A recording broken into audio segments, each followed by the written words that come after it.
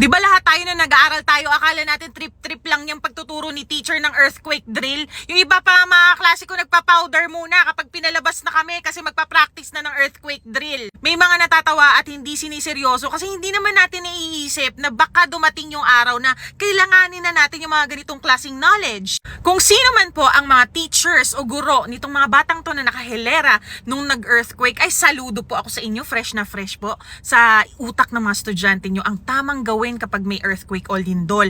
And nakaka-happy rin na nagpe-pray sila nung naranasan nila yon. Sa eskwelahan man o opisina, dapat talaga lagi i-refresh sa utak ng mga tao ang duck, cover, and hold. What if isulong din ng DepEd na dapat lahat ng estudyante marunong lumangoy? Ay kaso, wala nga pala tayong budget para doon.